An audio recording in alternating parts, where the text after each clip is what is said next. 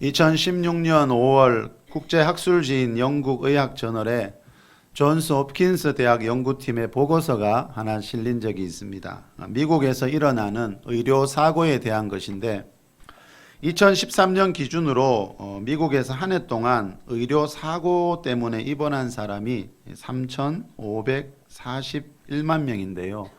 이 중에 25만 명이 사망했다 그럽니다. 미국 같은 선진국에서 한 해 동안 의료 사고로 입원하는 사람이 이만큼 많다는 것도 놀라운 일이지만요. 또 25만 명이나 되는 사망자가 생긴다는 거 참 놀라운 일인데, 이보다 더 놀라운 것은 이 의료 사고의 내용입니다. 왜 이런 의료 사고들이 많이 일어나는가 하는 겁니다. 이 의료 사고 사망자 25만 명 중에는요, 의약품의 부정적 효과로 사망하는 사람이 10만 6천 명으로 가장 많았는데요. 의약품의 부정적 효과란 말은 의사가 약은 바르게 처방했지만 그 약을 먹고 약의 부작용으로 사망한 것을 말합니다. 그 약의 부작용 때문에 사망한 사람이 10만 명이 더 넘었다는 겁니다. 그래서 곤도 마코토라는 일본 의사가 약에게 살해당하지 않는 47가지 방법이라는 책을 쓴 적이 있습니다. 이 의료사고 사망 원인 중에 2위는요, 병원 내 감염입니다. 요즘 코로나 바이러스 감염증 때문에 온 세계가 지금 비상이 걸려 있는데, 어제 기사에 보니까 어제까지 사망자가 한 722명이라는 기사를 본 적이 있습니다. 그런데 여러분, 미국에는요, 1년 동안 병원 안에서 감염이 되어서 사망하는 사람이 8만 명이나 된다 그럽니다. 이 외에도 의료진의 실수로, 약 처방 외에 의료진의 실수로 2만 명이 사망하고요. 불필요한 수술로, 하지 않아도 되는 수술을 하는 바람에 12,000명이 사망하고요. 약 처방을 잘못해서 사망하는 사람도 7,000명이나 된다 그럽니다. 자, 이것은 여러분, 이 통계는요, 병원 내의 사망자만 조사한 것이라서 만약에 외래수술센터나 요양원 등의 다른 의료시설까지 포함하면 의료사고로 인한 사망자가 훨씬 더 많을 것이라고 말합니다. 이 보고서를 발표한 존스 홉킨스 대학의 마틴 메터리라는 교수님이 이런 말을 하고 있습니다. 인간은 늘 실수하는 존재이며 실수하지 않으리라고 기대해서는 안 됩니다. 자, 이 말은 여러분, 현대의학이 아무리 발전해도요, 사람은 실수할 수밖에 없는, 그 의술을 다루는 사람은요, 실수할 수밖에 없는 실수투성이의 불완전한 존재라는 것입니다. 이 말은요, 여러분, 내 하나뿐인 생명을 누군가에게 맡길 때는 우리가 좀 더 신중해야 한다라는 겁니다. 미국과 달리 우리나라는요, 이런 의료 사고에 대한 통계가 잘 나오지가 않습니다. 그래서 제가 인터넷을요, 아무리 찾아봐도 별로 나오지 않았는데, 지난 2016년에 의료기관 평가 인증 원장이면서 신경의학과 교수인 석승한 교수님이란 분이 어느 특강에서 이런 말을 했습니다. 아직 정확한 통계는 없지만 한국보건의료연구원이 진행한 환자 안전 확보를 위한 한국형 프로토콜 개발 및 평가를 토대로 분석한 위해 사건 사망 환자 수는 연간 39,109명에 달하는 것으로 추산된다.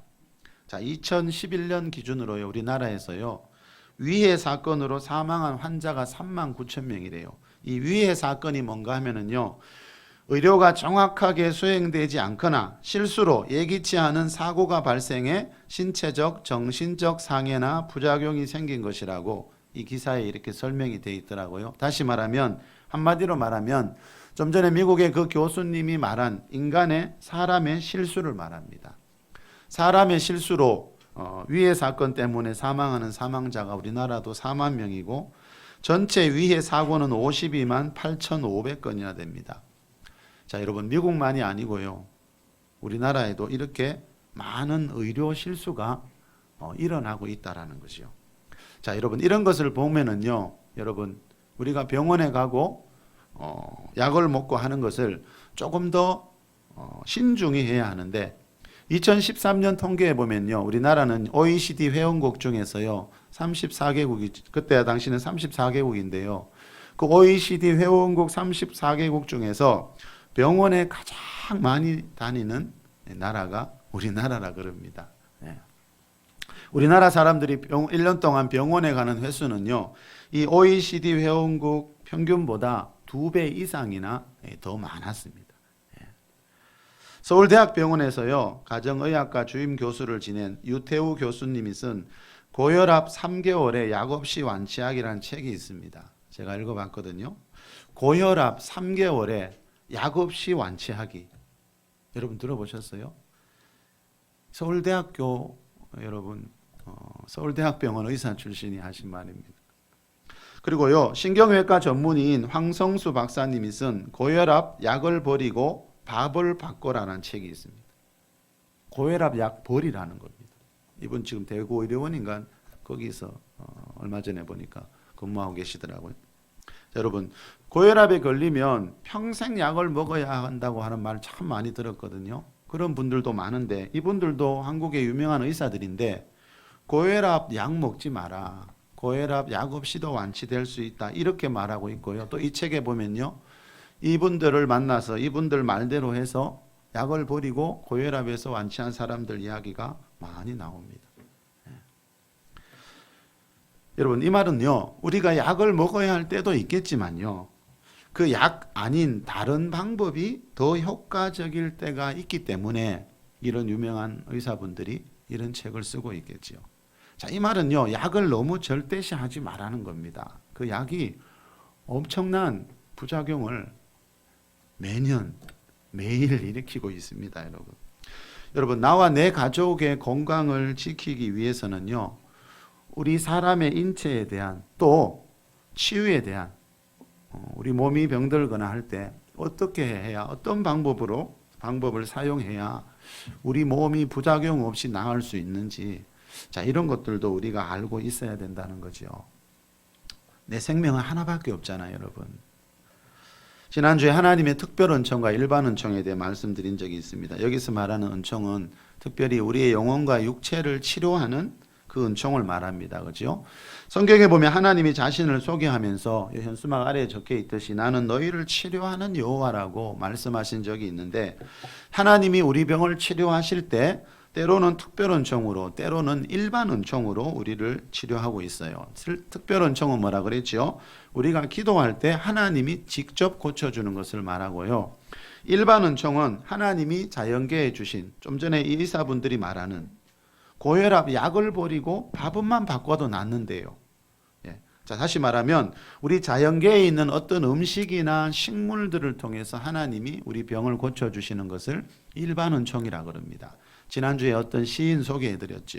그 의사는 불치병이고 평생 약을 먹어야 된다 했는데, 이분이 산속에 들어가서 그 맑은 공기 속에서 또 음식들, 산에 있는 그죠? 식물들 먹으면서 깨끗이 4년 만에 나았다고 그랬죠. 그게 뭡니까? 자연계에 있는 하나님이 주신 것들, 그거를 통해서 낫는 것을 보고 일반 은총이라고 그럽니다. 자, 여러분, 병원이나 약도 일반 은총에 속합니다. 자, 여러분, 바울의 동력자이고 누가복음과 사도행전의 저자인 그 누가가 직업이 의사라고 바울이 밝히고 있어요. 이 말은 사도 바울도 의사라는 직업을 존중했다는 거죠. 성경은 의사나 병원, 약 이런 것을 거부하라고 하지 않습니다. 자, 하나님은 특별 은총으로 우리가 기도할 때 병 나을 때가 있지만요, 또 일반 은총으로 우리를 치유할 때가 있어요. 그래서 바울이 믿음의 아들인 디모데에게 네가 자주 나는 병을 위해서 포도주를 조금씩 쓰라 그랬죠. 자, 하나님이 자연계에 있는 어떤 식물이나 음식을 통해서 우리 병을 얼마든지 고칠 수가 있다는 거죠. 자, 성경은 이렇게 그리스도인들이 병원이나 약 이런 것을, 의사 이런 것을 거부하라고 하진 않지만 중요한 것은요, 병원이나 약을 하나님보다 더 의지하지는 말라, 이렇게 말합니다. 예. 자, 우리가 세상 사람들처럼 여러분, 만약에 병에 걸렸을 때 병원만 열심히 찾아다닌다면 그거는 하나님을 어떻게 보면, 그죠? 외면하는 거잖아, 그죠? 하나님은 나는 너희를 치료하는 여호와라고 소개하고 있는데, 병 걸렸을 때 하나님 앞에 기도는 안 하고 병원에만 가면 그거는 믿는 사람의 삶이 아니라는 거죠. 자, 여러분, 성경은요, 하나님이 살아계신 것을 믿으라 이렇게 강조하는 책이 아니고요, 그 살아계신 하나님이 아들 예수님을 우리에게 보내주셔서 우리 죄의 문제만 해결하신 게 아니고 질병의 문제도 해결하셨기 때문에 예수님이 채찍에 맞으실 때 우리의 질병의 문제를 다 해결하셨기 때문에 하나님을 믿을 때 치료의 하나님, 모든 병과 약한 것을 고치는 하나님, 또 가난한 자를 부욕해 하시는 하나님, 오늘 본문에 나오듯이 하나님 안에 있는 모든 충만한 것들을 하나님의 백성들에게 주시는 그런 하나님으로 믿으라고 성경은 강조하고 있습니다. 마태복음 8장 17절 말씀처럼 예수님은 우리 죄만 짊어진 게 아니고요, 우리의 질병까지 짊어지셨다는 것을 다시 한번 깨달을 수 있는 저와 여러분이 될 수 있길 바랍니다. 오늘 본문도 이거에 대한 겁니다. 오늘 본문에 보면 뭐 치유나 재정 축복 이런 말이 나오지 않지만 여러분, 오늘 본문 안에 담겨 있는 그 의미를 가만히 보면요, 결국 이것에 대한 말씀이라는 걸 알 수 있습니다. 우리 본문 14절 15절 한번 읽어보겠습니다. 이러므로 시작. 이러므로 내가 하늘과 땅에 있는 각 족속에게 이름을 주신 아버지 앞에 무릎을 꿇고 비노니. 자, 빈다는 말은 뭐죠, 여러분? 지금 사도 바울이 에베소 교회 성도들을 위해서 기도하고 있다는 겁니다. 그죠? 자, 그러면서 바울이 하는 말이 뭡니까? 우리 16절에서 19절까지. 자, 무슨 기도를 하는지. 자, 여러분, 이 기도는요, 에베소 교회 성도들만을 위한 기도가 아니고요, 저와 여러분 우리를 위한 기도입니다. 자, 이 말은 우리가 예수님을 믿는 이유, 교회 다니는 이유는 자, 이 복을, 이 말씀을 이루기 위해서라는 겁니다.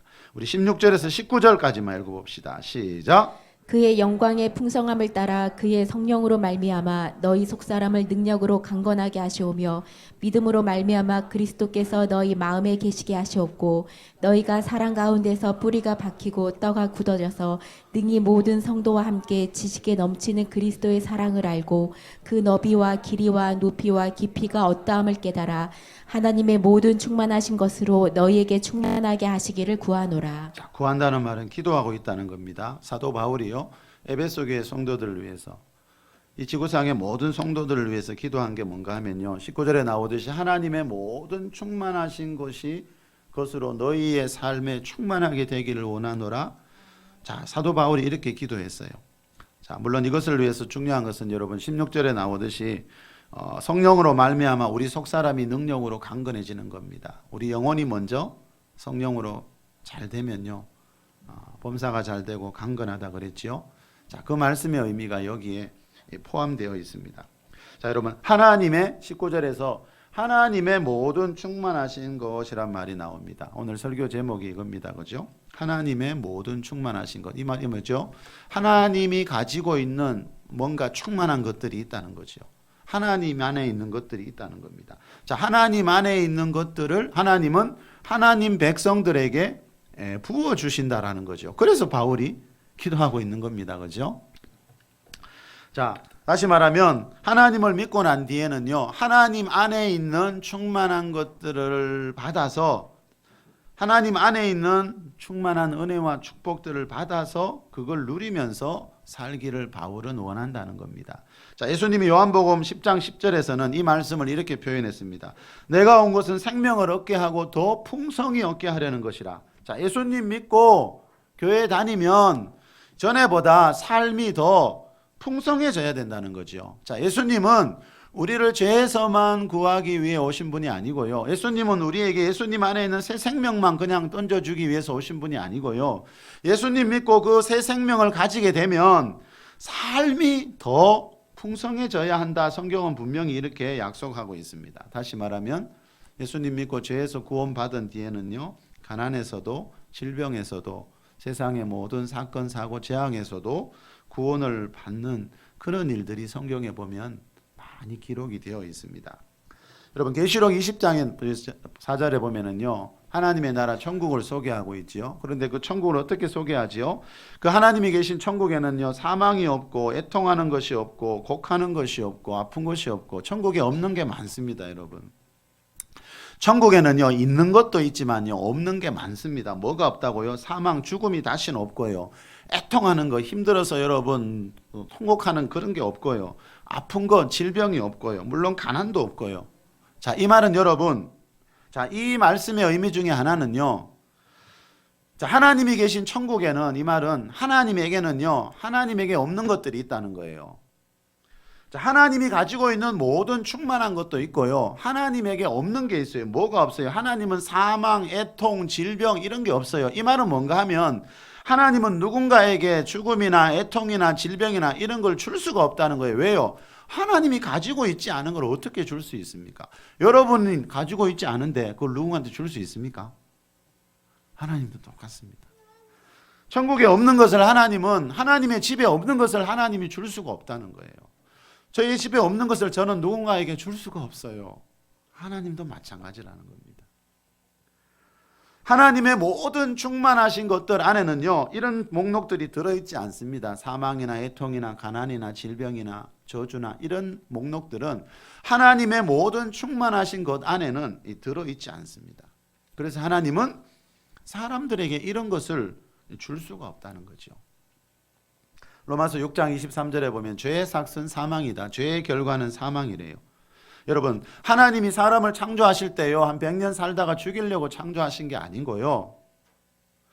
하나님이 우리 인간 안에 하나님의 형상대로, 그죠? 하나님 안에 있는 생기를 불어넣었죠, 그죠? 그것이 우리의 영혼인데, 그 영혼은 하나님으로부터 왔기 때문에 우리 몸은 여러분 흙에서 와서 흙으로 가고, 그죠? 우리 영혼은 하나님으로부터 왔기 때문에 하나님처럼 영원히 살 수 있다는 거죠. 하나님은 한 100년 살다가 죽이려고 우리 인간을 만든 게 아닙니다, 여러분.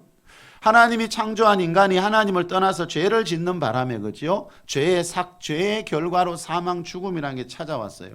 죄의 결과로 가난과 질병과 저주가 찾아왔습니다, 여러분.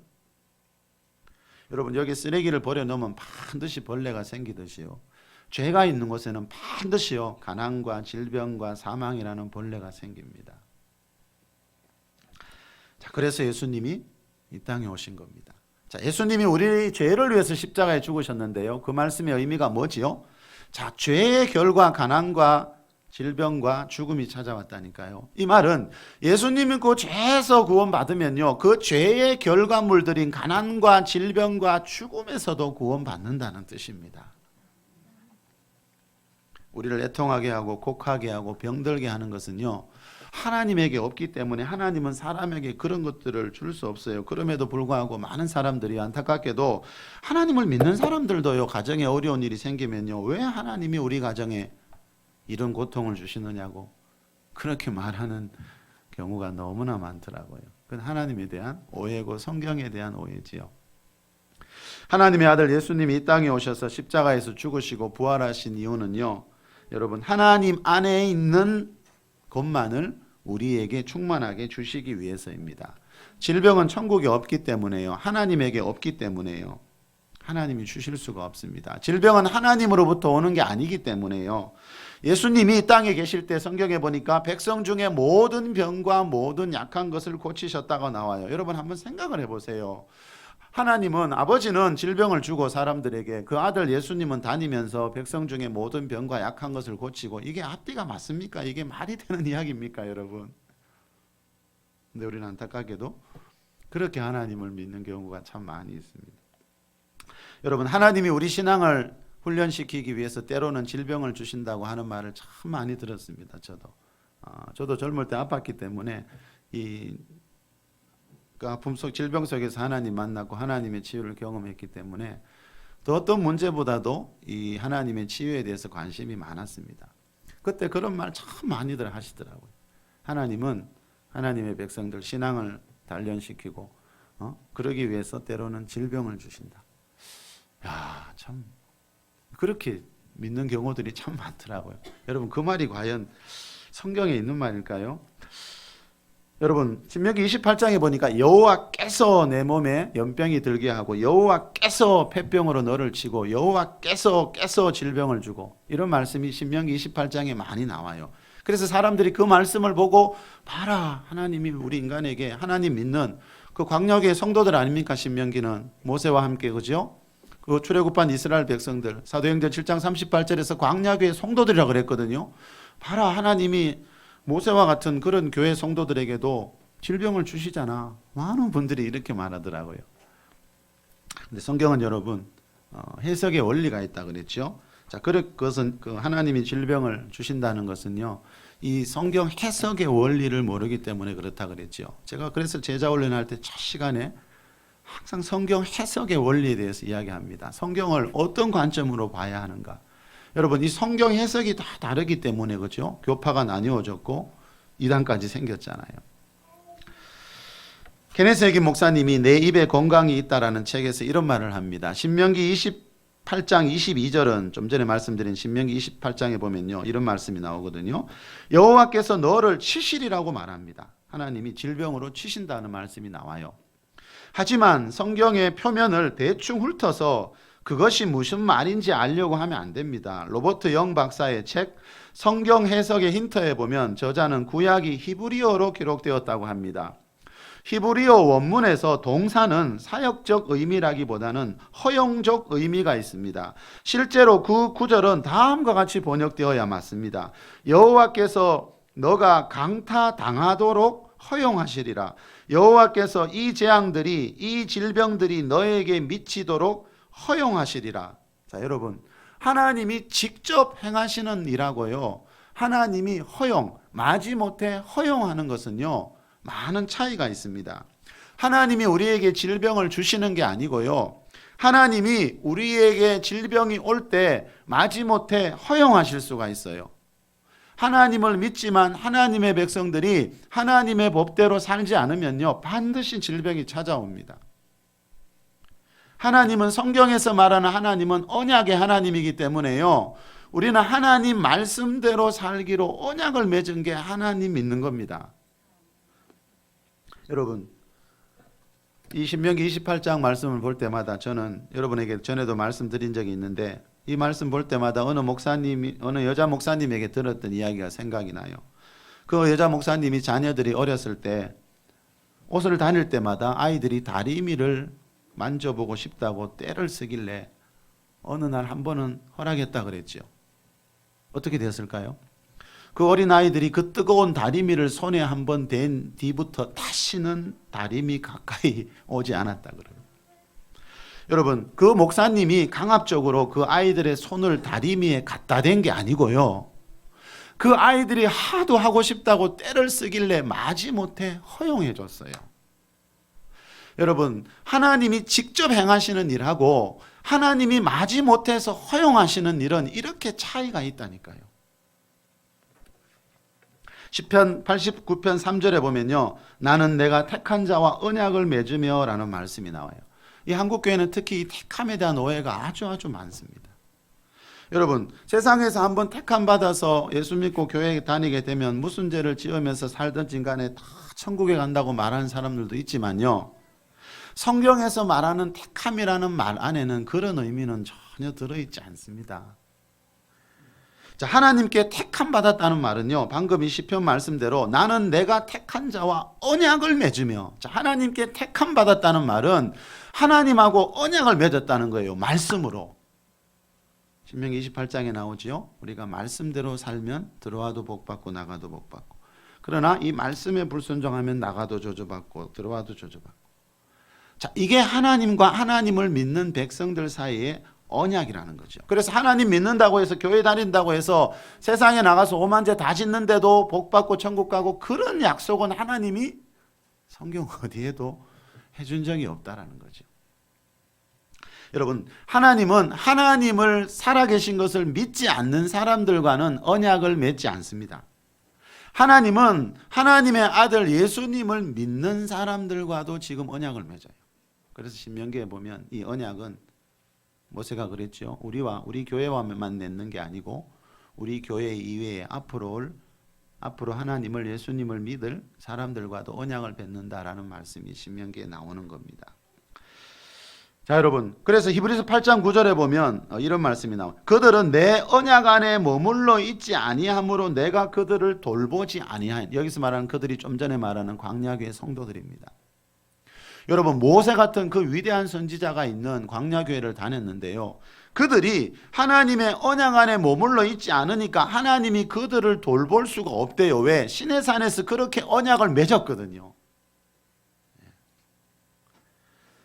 자, 여러분, 우리가 하나님을 믿고 있지만요, 하나님 말씀에 순종하면 그 언약의 말씀처럼 들어와도 나가도 복을 받게 되겠지만, 우리가 순종하지 않으면요, 복이 아니라 뭐가 오는가 하면은요, 도둑질하고 죽이고 멸망시키는 마귀의 일을 허용할 수밖에 없다라는 것이 성경에서 말하는 하나님의 언약입니다.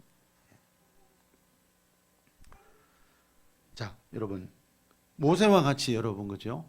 그런 선지자와 같은 교회를 다닌 광야교회 성도들이었지만 하나님과 언약식 맺었지만 시내산에서 그 언약의 말씀대로 살지 않으니까 하나님이 돌볼 수가 없대요. 이 말은 뭡니까? 하나님은 하나님 믿는 사람들을 다 돌봐주는 게 아니고요. 이 언약의 말씀을 지키는 사람들을 돌보아 준다라고 성경은 분명히 말합니다. 성경은 하나님의 언약에 대한 책입니다. 그래서 구약 성경, 신약 성경 이렇게 말하고 있는 겁니다. 존 비비오 목사님이 마귀의 출입구를 차단하라는 책에서 이런 말을 합니다. 한 가지 분명히 짚고 넘어가자. 질병을 만드신 분은 결코 하나님이 아니다. 주제넘게도 이스라엘 자손들이 하나님께 거역함으로 하나님의 보호막에서 벗어났다.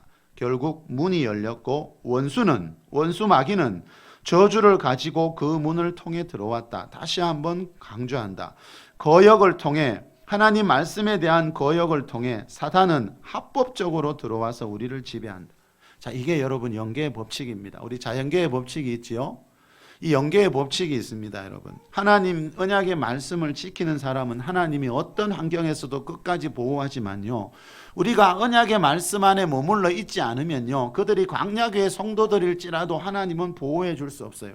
하나님이 보호해 줄 수 없다는 말은요. 세상의 신인 마귀가 도둑질하고 죽이고 멸망시키는 마귀가 그 사람에게 올 때 합법적으로 그 사람에게 그 가정에 들어올 수 있다는 거죠. 하나님을 믿어도.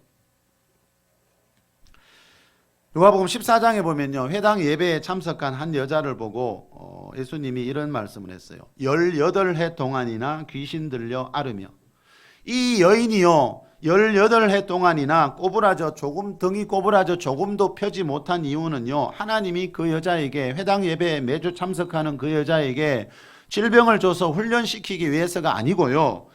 귀신 들려 앓으며 귀신이 들렸기 때문이다라고 성경은 분명히 말하고 있습니다. 욥기 2장 7절에 보면요. 사탄이 욥을 쳐서 발바닥에서 정수리까지 종기가 나는 모습이 나오죠. 욥은 아주 경건하고 하나님을 잘 믿었던 사람이죠. 그런데 여러분, 어느 날 사탄이 와서 욥을 쳤어요. 그러니까 몸에 질병이 생기는 겁니다. 물론 그렇다고 해서 지금 우리 가운데 있는 모든 질병이 여러분 다 사탄이 쳐서 생기는 병은 아니지요. 그렇죠? 늘 말씀드렸습니다. 그렇죠? 우리가 상한 음식을 먹거나 우리 자세가 늘 삐딱하면 요즘 학생들 여러분 허리 디스크 환자가 많다 그러죠. 그 딱딱한 나무 의자에 오래 앉아 있으면 병이 생깁니다, 여러분. 그러나 성경은 분명히 이 귀신 때문에 생기는 병이 있다라고 예수님이 귀신 이야기를 가장 많이 하셨죠.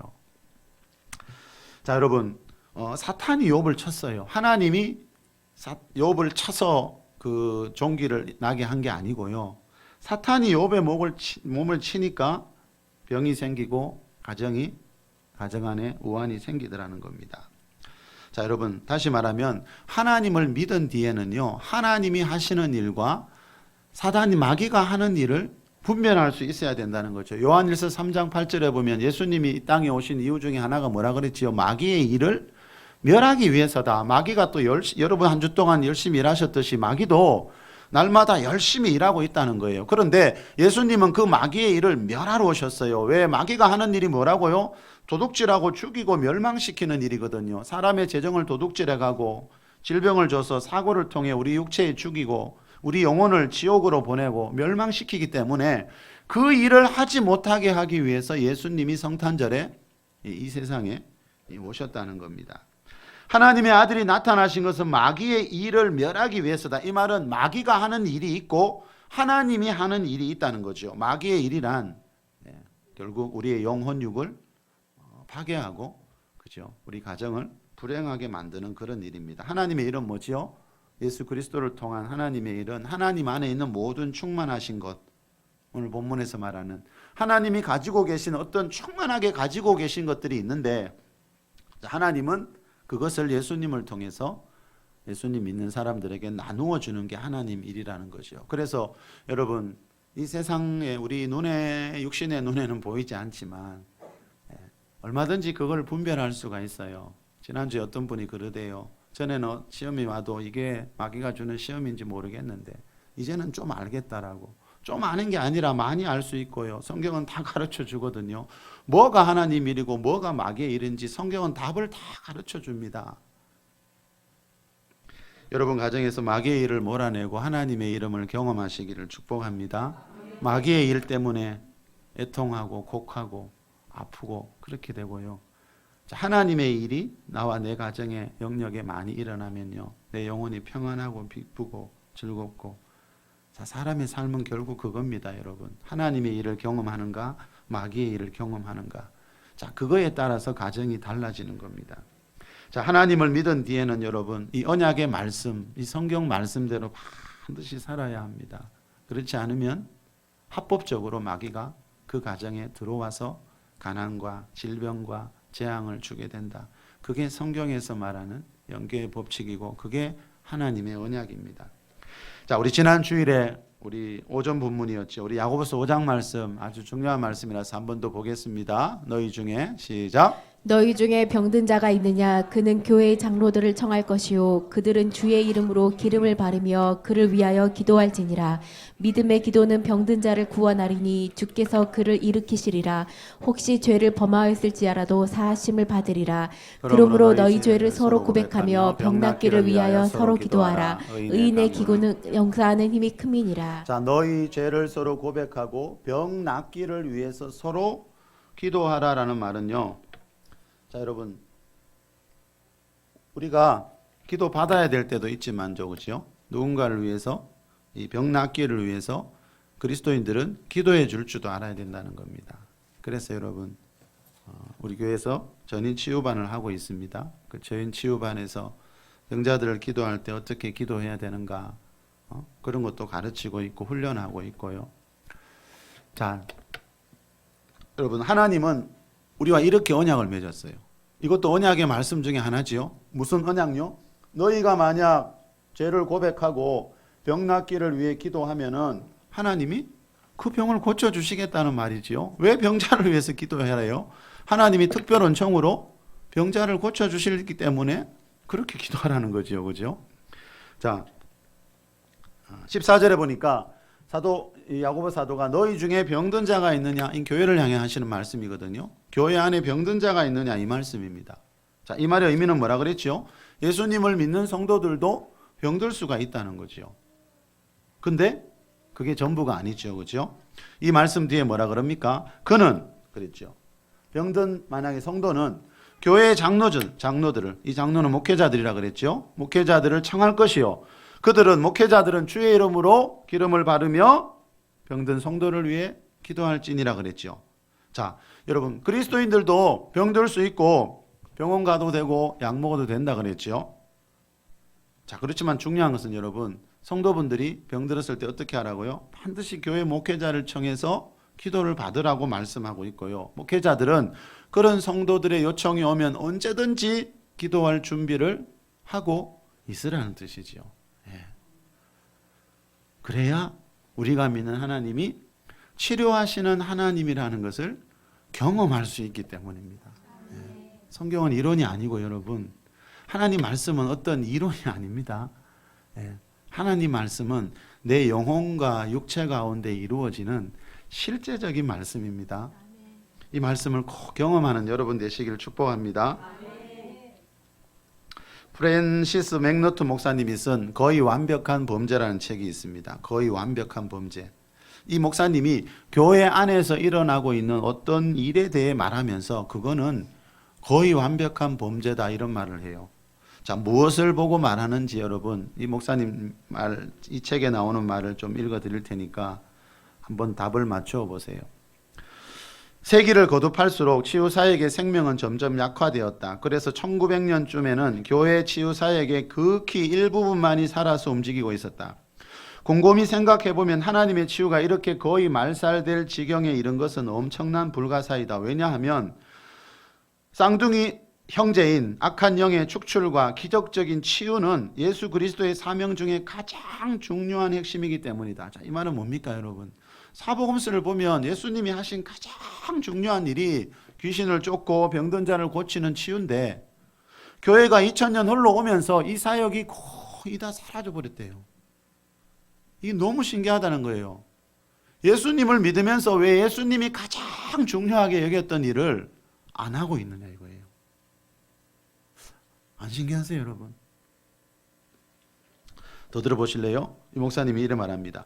교회 역사 가운데 첫 400년 동안은 그리스도인들이 기도할 때 치유가 일어날 것을 기대했다. 자, 초대교회는요, 안석기 400년까지는요, 교회 안에서 치유 사역이 활성화되어 있었다는 거예요.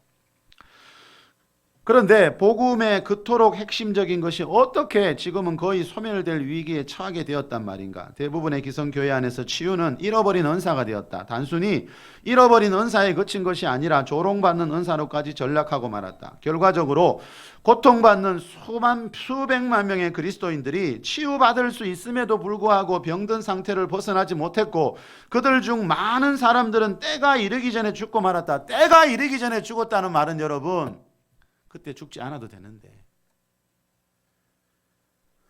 하나님이 기대하신 만큼 살지 못하고 일찍 죽었다는 겁니다. 하나님을 믿고 교회 다녔지만. 하나님이 우리에게 치유의 언약을 주셨는데, 그죠? 우리가 이것을 등한히 여기고 이걸 모르고 있으니까 하나님이 그러셨잖아요. 호세아서에서요. 내 백성이 지식이 없으므로 망하는도다. 무슨 지식이라 그랬지요? 하나님을 아는 지식. 하나님을 믿는 게 다가 아니고, 그렇죠? 내가 믿는 하나님이 어떤 분인지 어떤 일을 하시는 분인지 바르게 알고 힘써 알고 믿어야 되는데 그냥 하나님 믿기만 하다 보니까 성경에 있는 그 약속들을 경험하지 못하고 일찍 죽거나 그렇게 된다는 거죠.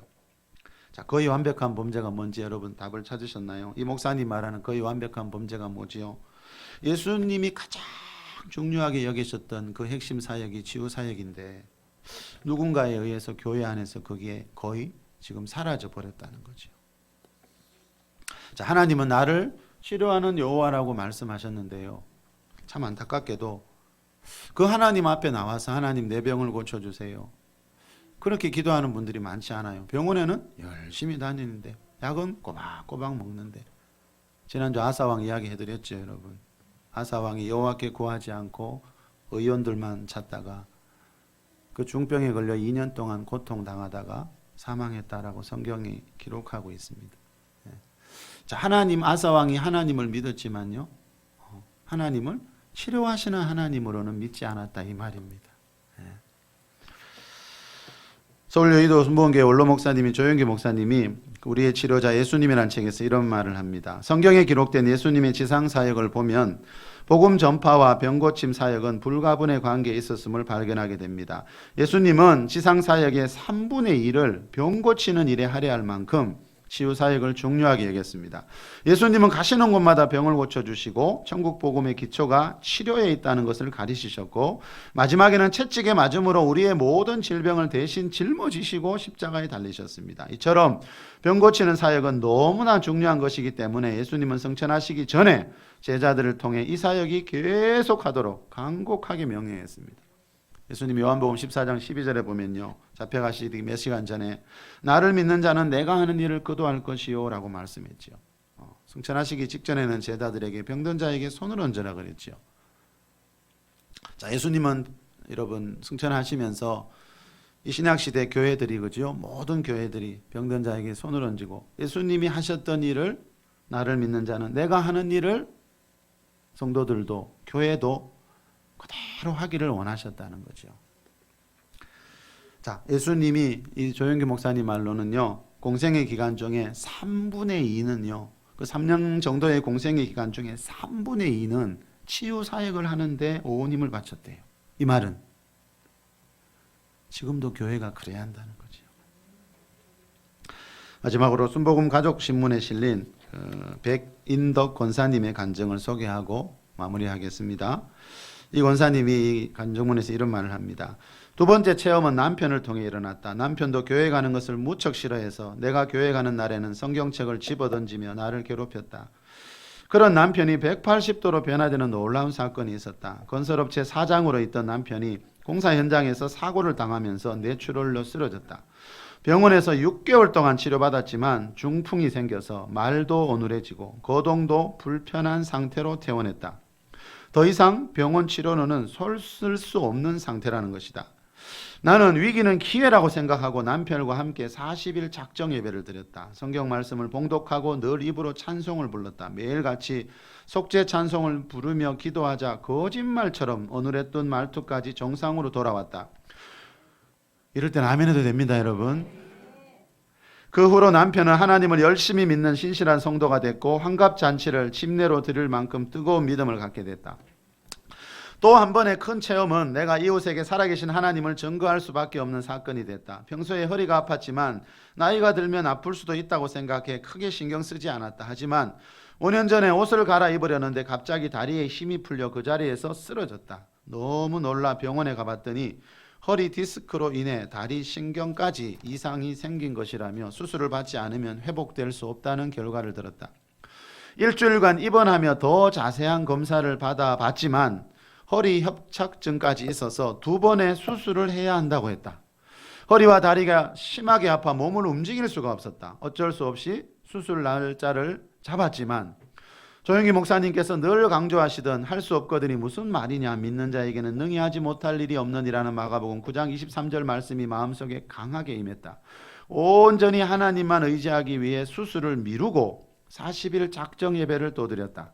하루 종일 조영기 목사님의 설교 테이프를 들으며 내 몸에 불법 주차한 병마를 물리칠 수 있도록 간절히 기도했다. 자, 병이 뭐라고 여러분? 내 몸에 불법 주차한 겁니다. 여러분 불법 주차하면 어떻게 되죠? 쫓겨나잖아, 그죠? 그 자리에서, 그죠? 병은 여러분 지금 내 몸에 불법 주차하고 있는 거예요. 왜요? 예수님이 채찍에 맞으실 때 우리 병을 다 짊어지고 가셨는데, 그죠? 그 내 몸에 병이 있잖아요.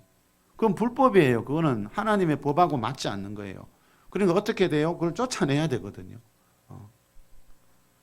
그리고 이분이 뭐 했습니까? 그걸 쫓아내기 위해서 40일 작정 예배를 드렸대요. 또 이렇게 말합니다.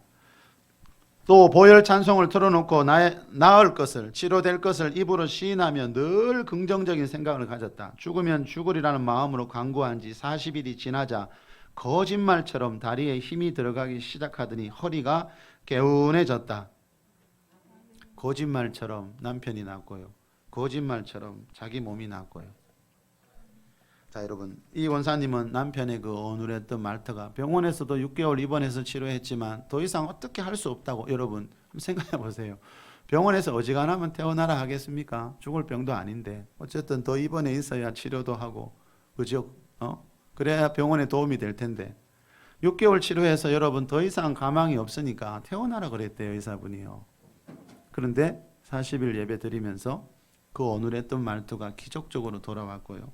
이분도 여러분 의사가 수술도 한 번도 아니고 수술하고 난 뒤에 그냥 한 번 더 할 수도 있지만 처음부터 2번이나 수술해야 된다 그러니까 얼마나 마음의 부담이 많았겠어요. 근데 이분이 잠시 수술을 미뤘답니다.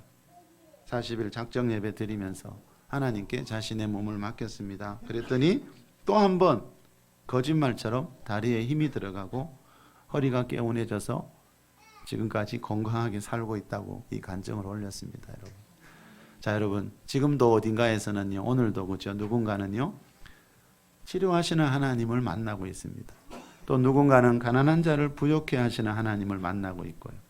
자, 이런 것들이 다 뭡니까? 하나님 안에 있는 충만한 것들이 이론이 아니고 실제라는 것을 지금도 경험하는 사람들이 있습니다.